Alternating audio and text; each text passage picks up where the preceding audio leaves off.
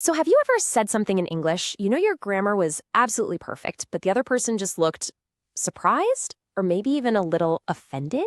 And you're left standing there thinking, wait, my vocabulary was flawless. What just happened? What went wrong? Well, if that has ever happened to you, welcome. We are so glad you're here. Today, we're going to fix exactly that. We're covering 35 magic phrases that will make you sound warm, polite, and completely natural every single time. Seriously, it happens to all of us.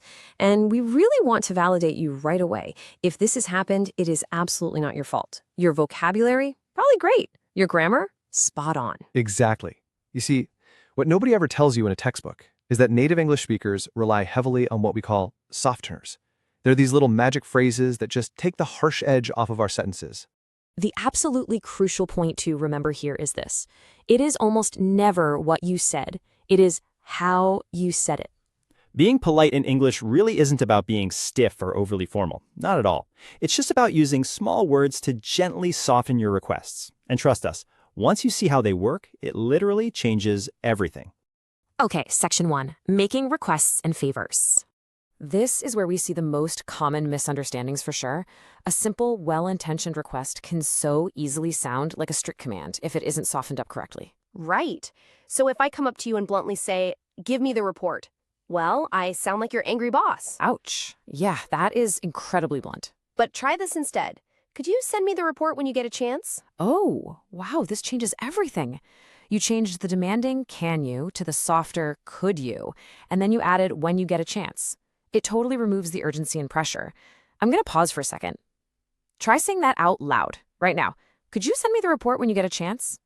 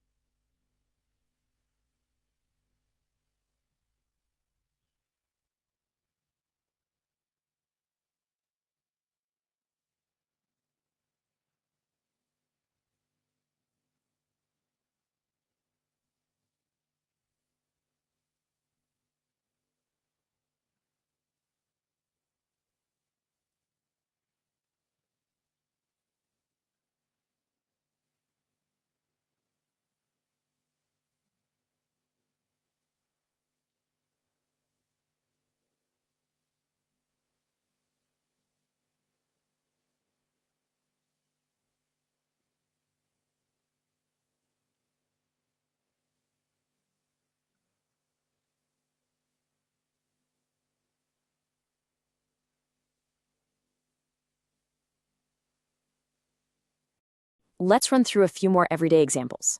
Instead of saying, I want to speak to your manager, try, I wonder if I might speak to your manager. It's so patient and respectful. Taking the demand right out makes them actually want to help you.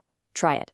I wonder if I might speak to your manager. Perfect. And rather than saying, explain this to me, you say, would you mind walking me through this? It makes the whole interaction feel gentle and collaborative. Try that one.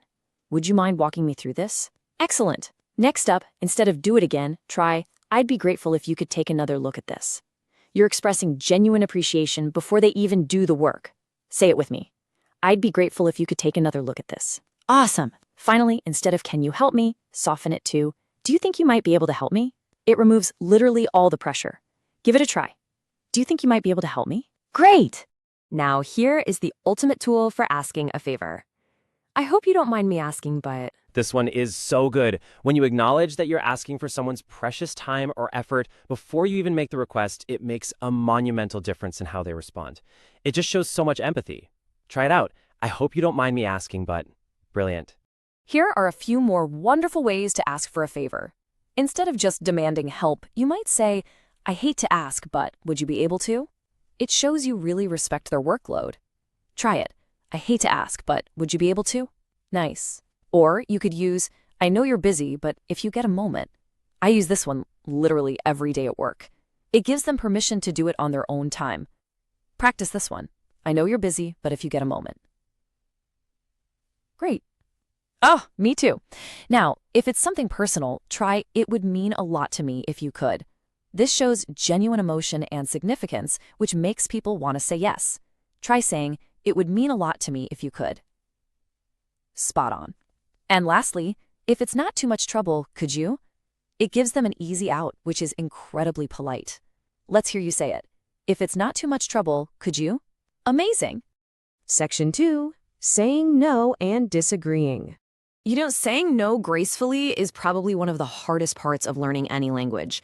But remember this golden rule.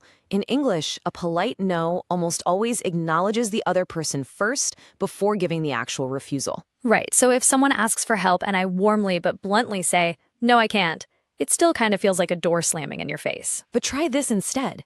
I'm afraid that's not going to be possible for me right now. It's brilliant. I'm afraid signals gentle bad news, and adding right now leaves the door open for the future. Try saying it with us. I'm afraid that's not going to be possible for me right now. Great job. And here is a fantastic phrase for social situations. I appreciate you asking, but I'm going to have to pass on this one. Let's actually do a quick role play. Hey, do you want to join that new committee meeting after work today? I appreciate you asking, but I'm going to have to pass on this one. See? I don't feel rejected at all. You show total respect by acknowledging me first. Let's have you practice. I appreciate you asking, but I'm going to have to pass on this one. Perfect. Let's see how this builds into professional settings. Instead of a flat, that's not my job, try, that's a little outside my area, you might want to speak to Sarah. Redirecting them helpfully like that keeps the relationship incredibly warm. Try it out. That's a little outside my area. Great. Instead of I don't want to, say I'd love to, but unfortunately I have a prior commitment. And hey, even if your prior commitment is literally just going home to relax on the couch, it is perfectly polite. Say it with me. I'd love to, but unfortunately I have a prior commitment. Excellent. And instead of I won't do that, use I don't think I'm the best person for this task. It frames the refusal as a benefit to them. Try saying, I don't think I'm the best person for this task. Spot on. Now, disagreeing gracefully. Instead of saying, you're wrong, try saying, I see where you're coming from, but I'm not sure I fully agree. Yes, validating the other person's view first completely diffuses the tension. Notice how much more constructive the conversation instantly becomes when you just don't start with an attack. Let's pause so you can practice. I see where you're coming from, but I'm not sure I fully agree.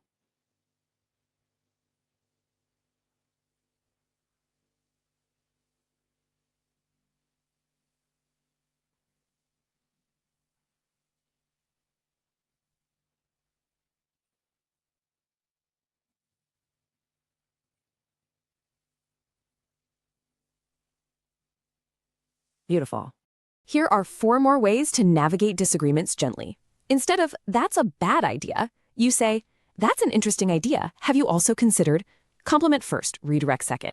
Try it. That's an interesting idea. Have you also considered? Nice. So smooth. Next, instead of, I disagree, try, actually, I have a slightly different perspective. It frames your disagreement as just another angle. Practice this. Actually, I have a slightly different perspective. Great. And instead of, I don't agree with that at all, you say, with respect, I think there might be another way to look at this. With respect is this magical polite signal. Try saying it. With respect, I think there might be another way to look at this. Awesome. Finally, instead of, you don't understand, soften it up to, perhaps I didn't explain that as clearly as I could have. This places the blame on yourself, completely removing their defensiveness. Let's hear it. Perhaps I didn't explain that as clearly as I could have. Excellent. Section 3. Interrupting and bad news. We totally know that interrupting feels rude and giving bad news is deeply uncomfortable, but they are unavoidable. These phrases act as a cushion so you never come across as impatient or cold. Sorry to interrupt, I just wanted to add something quickly. Exactly. If I'm rambling on in a meeting, you can jump in gracefully. For example, sorry to interrupt, I just wanted to add that the deadline has actually moved forward. Take a second and practice saying that one right now. Sorry to interrupt, I just wanted to add something quickly.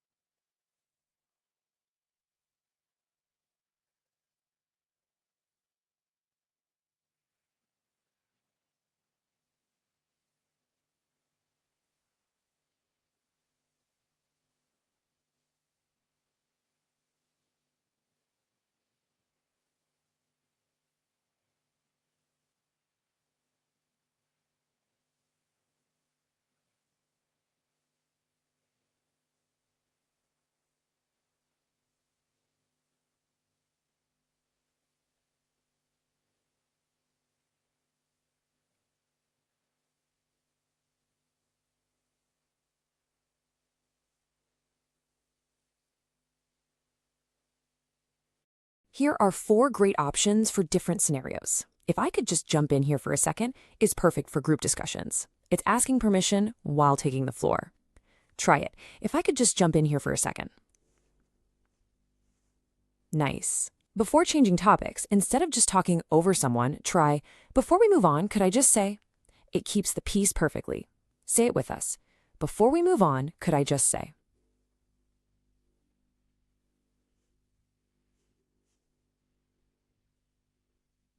Great. To join a brainstorming session, use, do you mind if I add to that? It's collaborative and super polite. Practice this one. Do you mind if I add to that?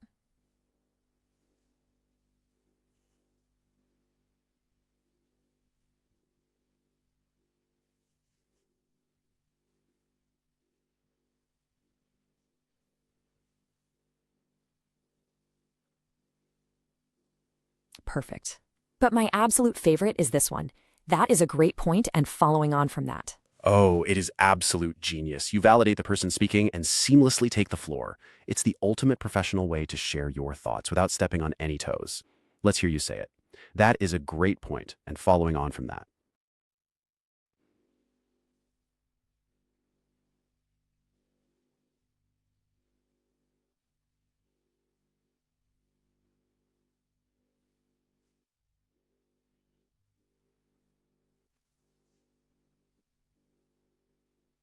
Brilliant.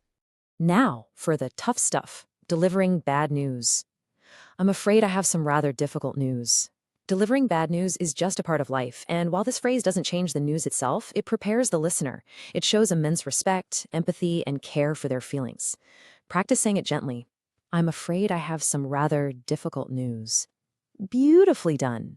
Cushioning the blow makes you sound highly professional and compassionate. Instead of just stating a failure, try.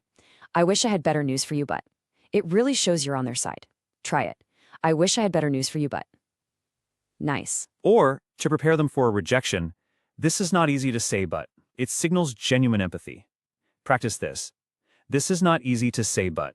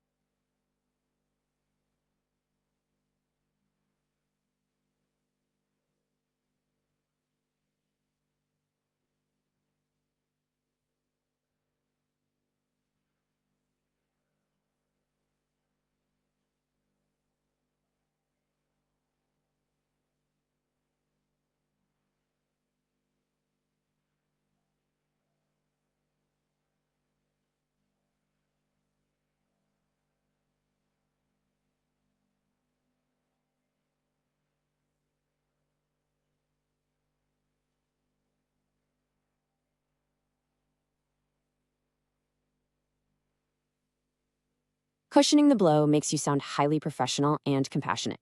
Instead of just stating a failure, try, I wish I had better news for you, but. It really shows you're on their side. Try it. I wish I had better news for you, but.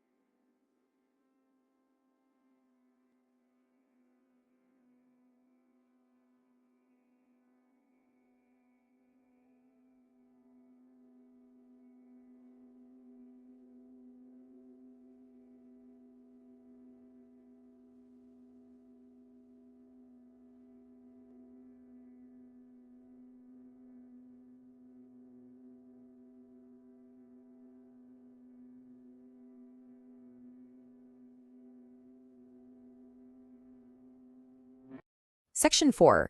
Ending conversations warmly. Starting a conversation politely is great, but leaving a warm, lasting impression, that's what people actually remember long after you walk away. It's been really lovely talking to you. This is the exact difference between sounding cold when you're trying to escape a chat and sounding genuinely warm. It makes your exit feel like a genuine compliment to the other person. Let's practice this one with a smile. It's been really lovely talking to you. Perfect. We've got a few more excellent sign-offs to close out our list here. I won't take up any more of your time is so incredibly respectful of their schedule when you're wrapping up a meeting. Try it out. I won't take up any more of your time.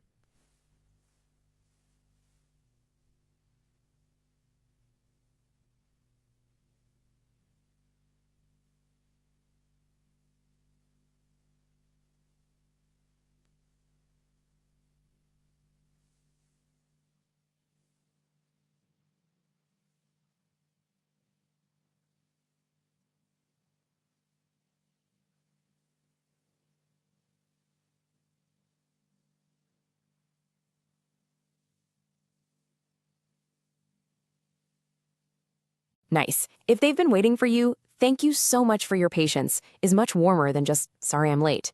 Practice saying, thank you so much for your patience.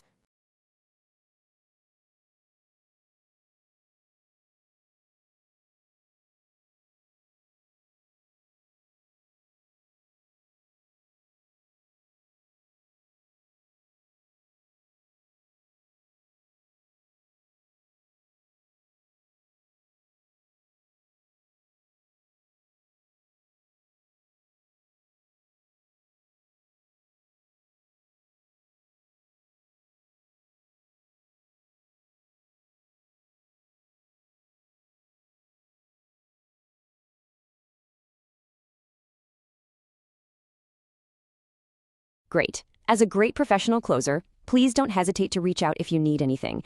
It shows you remain available and supportive. Let's hear it. Please don't hesitate to reach out if you need anything. Section 5, the 3-phrase challenge. We want to completely empower you here. You don't need to memorize all 35 phrases today. Just take baby steps. This is all about building your confidence over time. So here is your challenge. Step 1, pick a request phrase. Step 2, pick a no phrase. And step 3, pick a disagree phrase. That's your homework. It's highly achievable. Just try to use those 3 specific phrases in real life this week. Maybe an email, at work, or ordering at a cafe. Oh, and definitely drop a comment below telling us which phrase is your absolute favorite. You've got this. Your English is already fantastic. And now you have the softeners to match it perfectly.